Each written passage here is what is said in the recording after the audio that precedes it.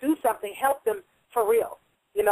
Teach them how to do something. Teach them how to knit, how to sew, how to crochet. But when they say that they're trying to crack down, they're not really trying to crack down. Because remember, the people that are in law enforcement, the people that are in legislation as far as the cops, the sheriff, the judges, a lot of them are heavily involved in these types of activities, okay? And they cover for people that are running these operations. Most of the time they don't look like us. But when they say pimp and prostitution, they're usually talking about somebody melanin rich. That is, and those that they're saying are from the broken homes. By that they mean children that are in the foster care system, children that are in group homes, children that are in abusive homes or neglectful homes, or homes that are so impoverished that they need something to eat and they need a role model, or somebody please help me because my mama's so busy getting high on crack, she don't give a damn one way or the other. But those individuals are one thing. When they're talking about pimps and prostitutes and broken homes, they're usually talking about melanin-rich perpetrators, meaning the pimps were usually so-called black men, as opposed to child trafficking, okay? When you say you're talking about pimps and prostitutes, a lot of times you're dealing with runaways also. Some child is being molested by their mother's boyfriend that's not their dad or their stepfather or whatever the hell is going on. Their mom is siding with her man. Well, you can get out because this is my man kind of thing. Because some sisters have lost their damn mind. Used to be the greatest mothers in the world and got crazy as hell. But when they are going after the bigger operations that are worldwide, rings, they call them trafficking rings. Those are the ones where it's not so much the broken home or the children that run away or whatever. These are children that are snatched up, okay, on their way to school, outside in the yard or playing at the park. They're usually snatched up. They're usually so-called white. And other ethnic groups. They have all the ethnic groups, but they have a lot more of them in what they call the trafficking, where they're actually snatched up, and you can be male, female, young, or old. You're drugged, somebody comes up behind you, hits you with a taser, gun or something like that, or put this, whatever this stuff is over your face to make you pass out, or whatever the case may be, and the next thing you know, you're being sold in some goddamn, you're living in a train cart on the docks of somewhere, waiting on somebody to load you on a boat and ship you overseas somewhere. That's usually the trafficking. They don't call that pimp and whore and prostitution. That's usually so-called white, a lot of times Eastern European in particular. A lot of the victims are European, as well as other ethnic groups. But those people are usually snatched up against their will as opposed to being tricked. Or I'm desperate for some food, can you help me? Well, yeah, I can help you if you're going to do this, and that, then yeah. No, I don't. We need to wake up. We would never like that as a people. Our children, the whole of the community used to look for them, look out for them. So you got to watch words. When they, for example, if a bunch of our children get wild and do something that is kind of off the hook, you'll hear verbiage in the media like thugs, hoodlums, gangsters, or something like that. When their children, we won a football game, they're turning over cars and burning up people's cars and acting a fool and busting out windows because they're happy because they won a sporting event, or they're angry because they lost a sporting event. Either way, they're going to act a fool. Then they use words like, a bunch of rabble-rousing youth, they got wild, and, they use different terms. So even though they don't always, if they show the face, it's going to be somebody melanin rich or Mexican. If they refuse to show the face, 90% of the time it's a damn European. If they use words like gangster, criminal, thug, it's somebody melanin rich. If they use words like angry youth, youngsters acting up, it's usually their children.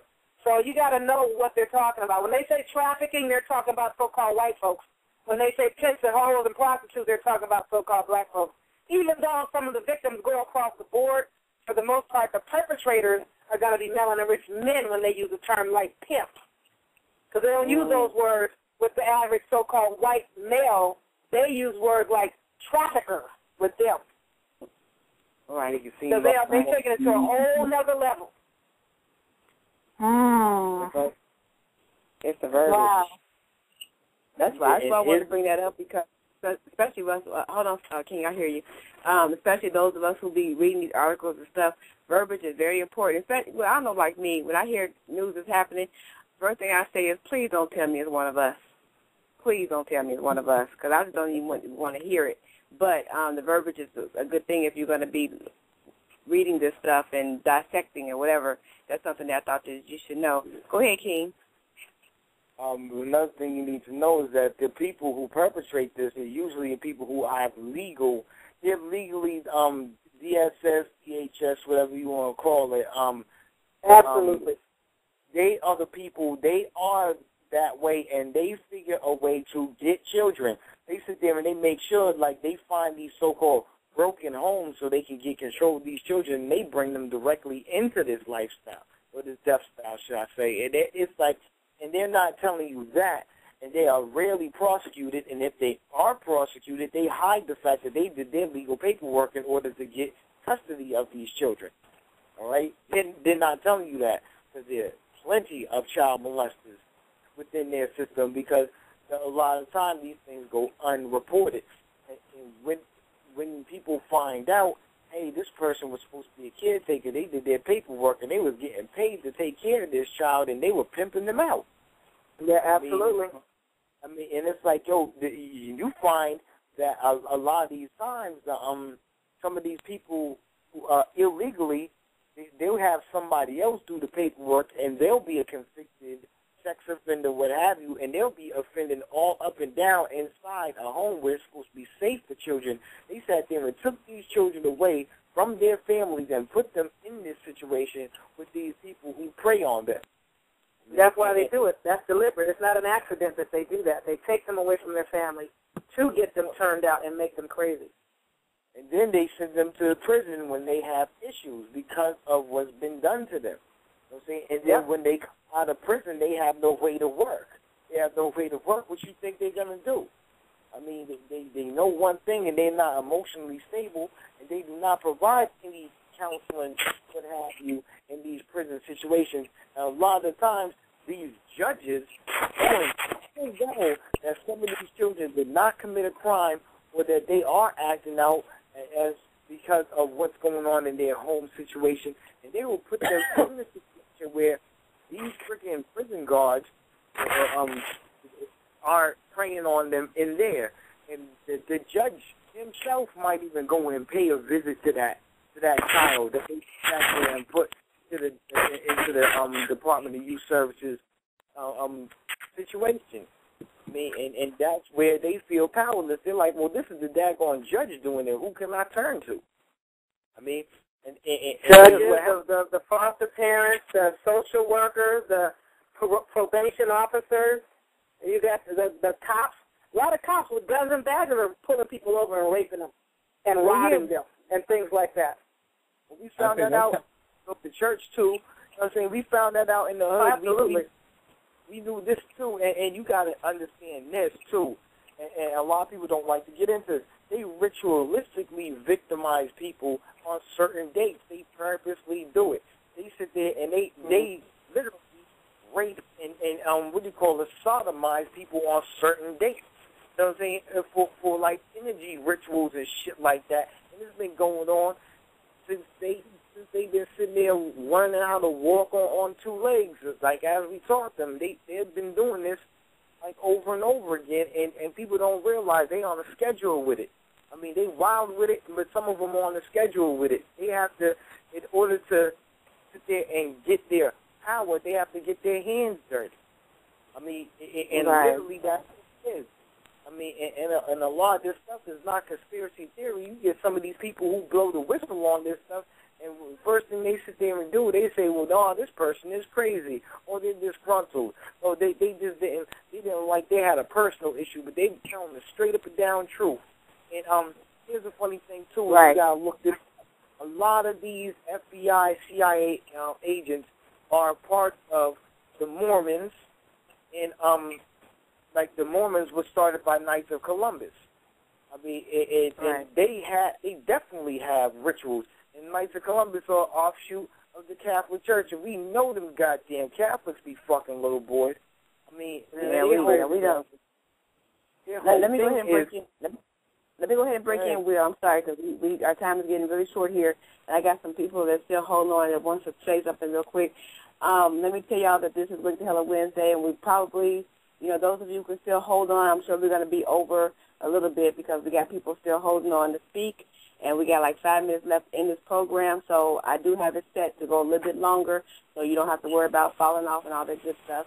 So those of you who are on the panel, if you want to hold on for a little while longer, I appreciate that. If not, I understand because our time is coming up in 5 minutes. This is Wake the Hell Up Wednesday, and we are on every Wednesday, 8 o'clock p.m. Mountain Standard Time, 10 p.m. Central, and 11 p.m. Eastern. So if you want to call in, you can do so. And, and I ain't going to open the phone lines no more because we got a couple more people we got to get right now. And so I don't want to be here all night, so let me go ahead and just take these calls here. Peace and love. This is Wake the Hell Up Wednesday. Your first name, where you calling from? Yeah, so Mike Chuck, this is Kenneth Glover. Yes, we can hear you. Peace and love, King. Yeah, I rather, you know what I'm saying, I just want to be respectful. I don't really want to air out anything on your show and come into your house. I got to take off my shoes and be respectful. But when you get a chance, you and Kenya Jones, I'm going to put my number up in the inbox because I've done some things already and stuff like that I probably could have regret, and I don't really want to air it out on the show and stuff like that. So I'd rather you guys are invited to, you know what I'm saying, to call me, to give me a call where we can discuss this because I like to handle things like an adult because I only got 3, 4, 5 minutes, and I don't want to really take up anybody else's time. You have longer than that? What is it? No, you have longer than that. I have my hand up since the rap intro.